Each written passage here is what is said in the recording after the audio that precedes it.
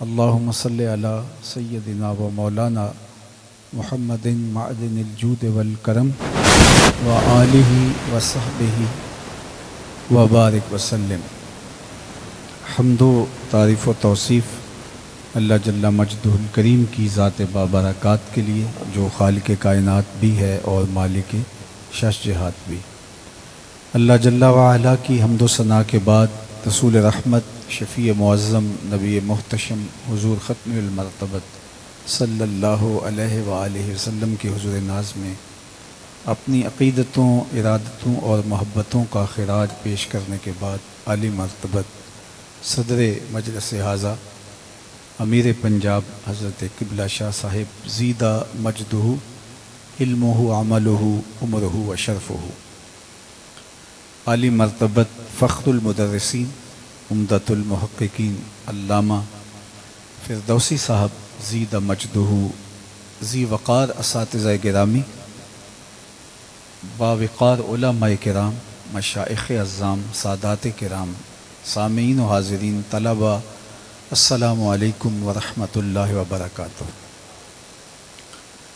میں آپ سب کو، بالخصوص ان بچوں کو جنہوں نے سند فراغت حاصل کی، حفظ قرآن کی سعادت پائی، باقاعدہ عالم دین بننے کا شرف انہیں نصیب ہوا اور آج عزتوں کی دستار سر پہ سجائے بیٹھے، آج کی تقریب کے دولہا بنے بیٹھے ہیں، میں ان کو، ان کے والدین کو، اساتذہ کو، آپ سب کو بصمیم قلب مبارکباد پیش کرتا ہوں۔ بارگاہ عزتی میں دعا ہے کہ اللہ ان بچوں کو کتاب و سنت کے تقاضوں پہ عمل پیرا ہونے کی توفیق عطا فرمائے اور اپنی خاص عنایتیں اور کرم نوازیاں ان کی جھولیوں میں ڈالے۔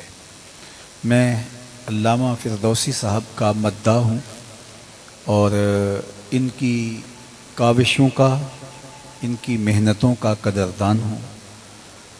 وہ کہتے ہیں کہ بہار میں تو پھول کھلانا کوئی بڑی بات نہیں، خزاں کے موسم میں جو گل و لالا کھلا دے اور صحراؤں کے اندر جو چراغاں کر دے وہ عظیم لوگ ہوتے ہیں۔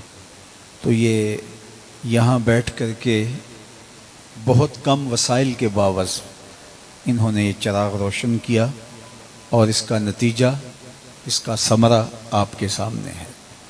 یہاں بھی اور پھر پوری دنیا پر ان کے تلامذہ تدریس کی ذمہ داریاں سر انجام دے رہے ہیں اور مزید ان کی محنتیں انشاءاللہ ثمر بار ہوں گی۔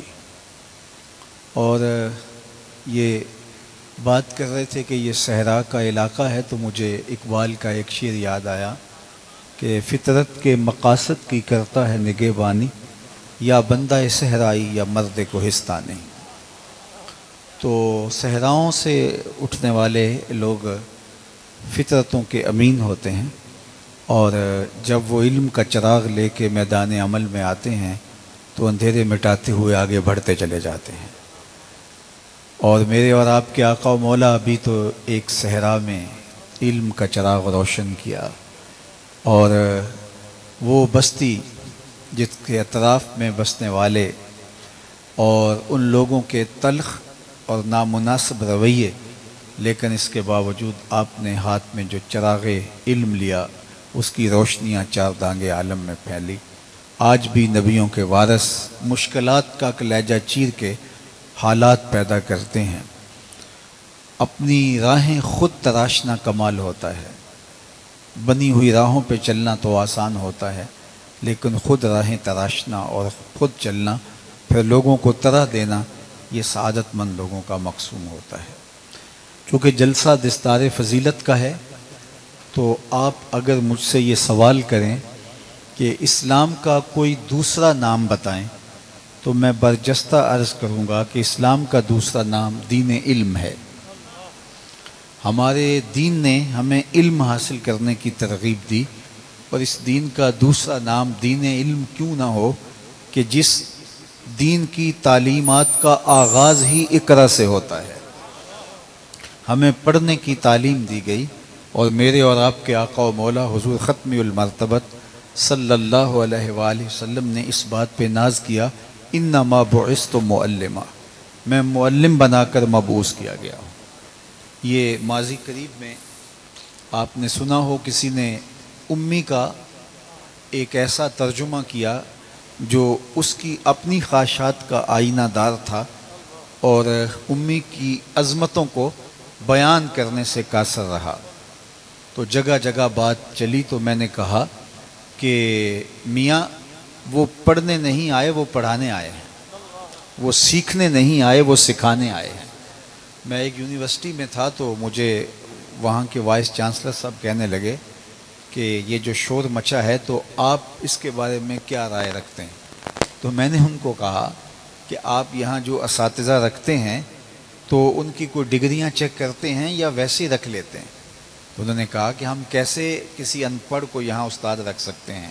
تو میں نے کہا آپ اس یونیورسٹی میں پڑھے لکھے کو استاد رکھتے ہو تو جس رب نے پوری کائنات کا معلم بنا کے حضور کو مبعوث فرمایا تو ایسے ہی مبعوث فرما دیا۔ انما بعثت معلما، مجھے معلم بنا کر مبعوث کیا گیا۔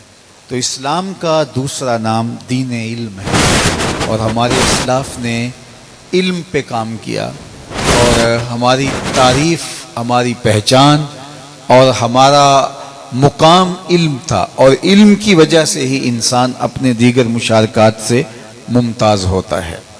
حضرت امام اہل سنت امام الشاہ احمد رضا خان علیہ رحمہ و رضوان سے کسی نے پوچھا کہ یہ جو مناطقہ کہتے ہیں کہ نطق فصل ممیز ہے اور یہ حیوان ناطق یہ امتیاز پیدا کرتا ہے حیوان سے، تو کیا نطق فصل ممیز ہے اور یہ درست ہے؟ تو آپ نے کہا درست ہے، لیکن انسان کے شرف کا سبب نطق نہیں ہے، انسان کے شرف کا سبب علم ہے۔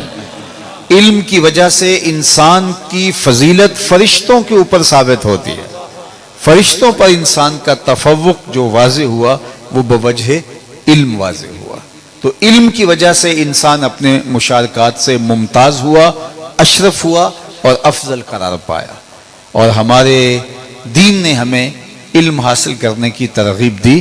ماں کی گود سے لے کر قبر کی آخری دیوار تک ہمیں علم حاصل کرنے کی ترغیب ارشاد فرمائی گئی۔ علماء نے کہا کہ اگر کسی شخص کو یہ بتایا جائے کہ اس کے پاس بہت تھوڑا وقت رہ گیا ہے، جس طرح آج کل ڈاکٹر بتا دیتے ہیں کہ کینسر آخری سٹیج پہ ہے اور آپ چند مہینوں کے مہمان ہو، تو جاؤ جا کے رشتہ داروں سے مل لو اور اللہ اللہ کر لو، معافی تلافی کر لو، تو ویسے اللہ چاہے تو لمبی زندگی دے، لیکن جو ظاہری اسباب ان کو نظر آ رہے ہوتے ہیں تو وہ کہتے ہیں آپ 3 ماہ کے 2 ماہ کے اتنے دنوں کے مہمان ہیں۔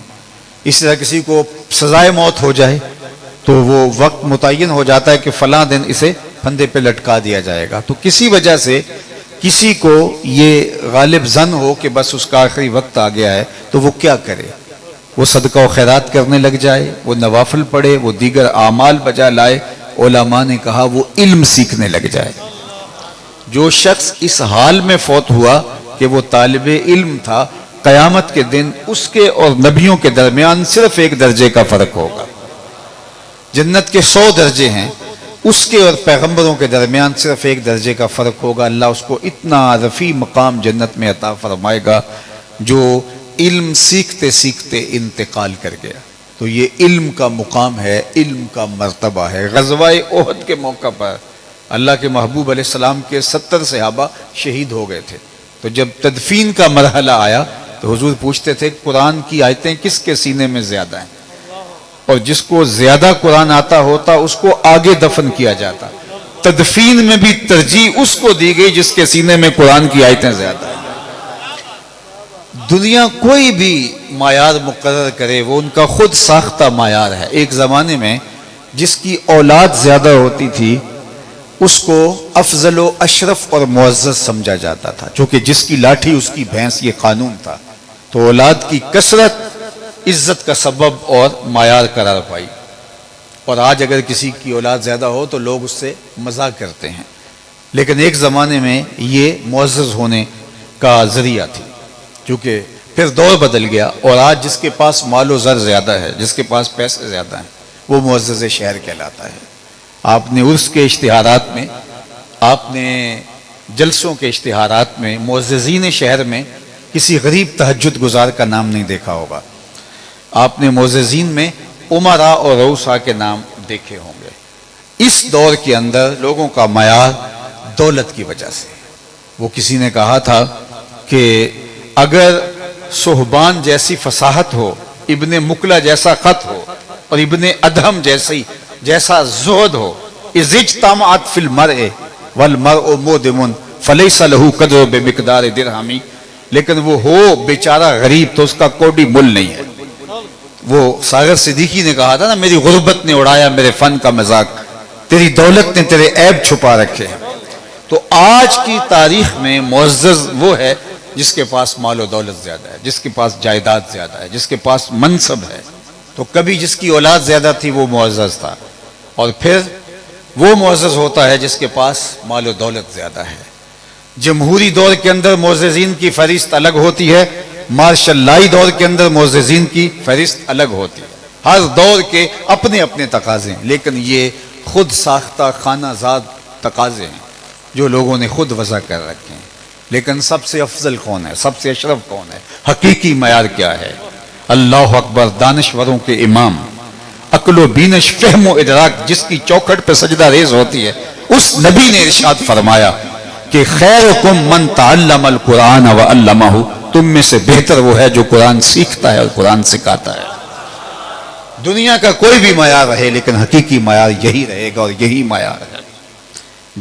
جس کو قرآن دیا گیا، جس کو علم کا جمال دیا گیا، اور اس نے کسی دنیا دار کی ٹھاٹ باٹ کو دیکھا اور اس نے ٹھنڈی آہ بھری، حسرت کی کہ میں تو کنگال ہوں، میرے پاس تو مال و متاع نہیں ہے، میرے پاس تو دنیاوی ساز و سامان رہی، کبھی کھانا کھاتا ہوں، کبھی فاقے کاٹتا ہوں۔ تو اس کی ٹھاٹ باٹ کو دیکھ کر، اس کی عالی نسب گاڑیوں کے بیڑے کو دیکھ کر اس نے ٹھنڈی آہ بھری حسرت کی، اور اس نے اس انداز سے دیکھا، قد حقر ما آتاہ اللہ، اس نے اللہ کی عطا کو حقیر جانا ہے، اس نے سمجھا ہی نہیں کہ میرے رب نے مجھے کیا عطا کر رکھا ہے۔ تو عزت کا معیار اور شرف کا ذریعہ علم ہے، اور ہمارے اسلاف نے علم کی وجہ سے ہی امتیاز لوگوں کو دیے تھے۔ ابن ابزہ یہ ایک ایسا شخص ہے جس کو مکے کا گورنر بنا کے، گورنر مکہ امیر المومنین حضرت عمر سے ملنے جاتے ہیں ان کے بلاوے پہ، اپنی نیابت میں ان کو گورنر بنا دیا۔ تو حضرت عمر نے پوچھا کہ آپ نے پیچھے کس کو چھوڑ کے آئے ہو؟ کہا ابن ابزہ کو۔ تو حضرت عمر نے کہا کہ یہ نام میں نے پہلے سنا نہیں، یہ کون ہے؟ تو کہا کہ یہ ایک غلام زادہ ہے، ذات کا غلام ہے۔ تو کہا اس کو تم اپنے پیچھے گورنر بنائے ہو؟ تو حضرت عمر کو گورنر مکہ نے کہا اس کو قرآن بڑا آتا ہے۔ تو حضرت عمر نے کہا مجھے حضور کا فرمان یاد آ گیا، یہ قرآن لوگوں کو عزت عطا کرے گا۔ اللہ اکبر۔ تو عزت کا معیار مال و دولت نہیں ہے، عزت کا معیار قد کاٹ نہیں ہے، عزت کا معیار نسب اور رنگ نہیں ہے، عزت کا معیار علم ہے۔ علم کی وجہ سے ہی امتیاز ہے۔ اسی لیے مولا کائنات نے کہا تھا کہ ہم جبار کی تقسیم پہ راضی ہیں، اس نے جاہلوں کو مال اور ہمیں علم کی دولت سے مالا مال فرمایا۔ تو علم کی وجہ سے امتیاز ہے، علم شہنشاہی ہے، علم بادشاہی ہے۔ اللہ اکبر۔ ہمارے استاد فرمایا کرتے تھے کہ ایک بادشاہ نے دوسرے ملک پہ حملہ کیا، اور وہاں کا بادشاہ پابجولا بادشاہ کی خدمت میں لائے گا۔ اس نے کہا زنجیریں اس کی کھول دو، ہم بادشاہوں کو یوں رسوا نہیں کیا کرتے۔ اپنے سامنے برابر کرسی پہ بٹھایا، کہا کہ تمہارا علاقہ تو فتح ہو گیا، اب ہم تمہیں نہ جیل میں ڈالنا چاہتے ہیں، نہ تجھے قتل کرنا چاہتے ہیں، اس حکومت میں تجھے کوئی منصب دینا چاہتے ہیں، اب تم خود بتاؤ کہ تم خود کیا چاہتے ہو، کون سا منصب تمہیں دیا جائے۔ تو اس مفتو بادشاہ نے کہا کہ مجھے معلم لگا دیا جائے، مجھے ٹیچر بنا دیا جائے۔ تو وہ بادشاہ بہت سمجھدار تھا، اس نے ہنس کے کہا دوبارہ بادشاہی چاہتے ہو؟ یہ بادشاہی ہے، یہ شہنشاہی ہے۔ تو جب ہم علم کی آماجگاہوں کو آباد کر رکھا تھا، ہم دنیا کے شہنشاہ تھے، دنیا کے بادشاہ تھے۔ جب شارلمان اس کے لارڈز ابھی دستخط کرنے کی مشق کر رہے تھے یورپ کے اندر ہی ابن حزم کے قلم سے 1000 کتابیں نکل چکی تھیں۔ یہ ہماری تاریخ ہے۔ امام قرطبی کہاں کے تھے؟ قاضی ایاز مالکی اندلسی کہاں تھے؟ ابو حیان اندلسی صاحب بحر المحیط والے کدھر کے تھے؟ اور یہ وہ تاریخ ہے، یہ وہ زمانہ ہے کہ جب شارلمان اس کے لارڈز ابھی دستخط کرنے کی مشق کر رہے تھے، وہ حروف آشنا بھی نہیں تھے اور ہمارے منجم ستاروں پہ کمندیں ڈال رہے تھے۔ ابھی پیرس کی گلیوں میں کیچڑ تھا، بغداد عروس البلاد کہلاتا تھا۔ یہ ہماری تاریخ ہے۔ اقبال جب یورپ میں گئے تو ان کی عالی نسب عمارتوں کو دیکھ کے وہ متاثر نہیں ہوئے، بلکہ انہیں رونا اس وقت آیا جب وہاں لائبریری میں پہنچے اور اپنے اسلاف کی کتابیں دیکھی، تو اس وقت انہوں نے کہا کہ حکومت کی کوئی بات نہیں، وہ تو آنی جانی ہے، مگر وہ علم کے موتی کتابیں اپنے آپ آ گئی جو دیکھی ان کو یورپ میں، تو دل ہوتا ہے سی پارا۔ دل میرا 30 ٹکڑے تب ہوا کہ جب میں نے ان کتابوں کو ان کی لائبریریوں میں دیکھا۔ یہ ہمارا سرمایہ تھا، یہ ہمارا اسلحہ تھا۔ العلم صلاحی، علم اسلحہ ہے، علم نور ہے، علم جمال ہے، علم زینت ہے، علم وقار ہے، علم شرف کا سبب ہے، علم اللہ کی قربت کا ذریعہ ہے، علم انسانیت کے لیے وقار کی علامت ہے، پستیوں سے اٹھا کے اوج ثریا تک پہنچا دیتا ہے۔ اکبر الہ آبادی نے کہا کہ باپ کا مرتبہ بھی بہت سارا ہے، لیکن استاد کا جو مرتبہ رکھا گیا اس کو کوئی چھو بھی نہیں سکتا۔ اس کی کیا وجہ؟ کہا کہ باپ اعلیٰ مقام سے کھینچ کے اس کو پستیوں میں لے کے آتا ہے، استاد پھر پستیوں سے اٹھا کے بلندیوں کی طرف لے جاتا ہے۔ اس لیے اس کو شرف دیا گیا، اس کو عزت دی گئی، اس کو وقار کی مسند دی گئی۔ اور جب ہمارے مدارس آباد تھے، جب علم کی آماج گاہیں آباد تھیں، جب قلم اور کرتاس سے ہمارا رشتہ مستحکم تھا، تو دنیا کے اوپر ہم غالب تھے۔ آج تو مجھے خوشی ہو رہی ہے، آپ کو مسرت ہو رہی ہے کہ اتنے بچے 23 علماء اور اتنے ہی قریب حفاظ فارغ و تحصیل ہو رہے ہیں۔ لیکن اگر ہم ماضی میں پلٹ کے جائیں، امام محمد بن حسن الشیبانی جب درس حدیث دینے بیٹھتے تھے تو اس زمانے کے اندر تو لوگوں کی یادداشت مضبوط ہوتی تھی اور ایسے وہ یاد کر لیتے تھے، لیکن پھر بھی کچھ لوگ احتیاطاً لکھ لیتے تھے۔ تو اس مجمع کے اندر جو درس حدیث کو سننے کے لیے آتا، جو لکھنے والے ہوتے، ان کی سہولت کے لیے دواتیں رکھی جاتی جگہ جگہ پہ تاکہ ان کو لکھنے میں روشنائی لینا آسان ہو۔ تو صرف مجمع میں لکھنے والوں کی سہولت کے لیے ایک مجلس میں 4-4 ہزار دواتیں رکھی جاتی تھی۔ یہ ہماری تاریخ ہے، یہ ہمارا ماضی ہے۔ ہم علم پرور تھے، ہم علم شناس تھے، ہم علم کے نور سے مالا مال تھے۔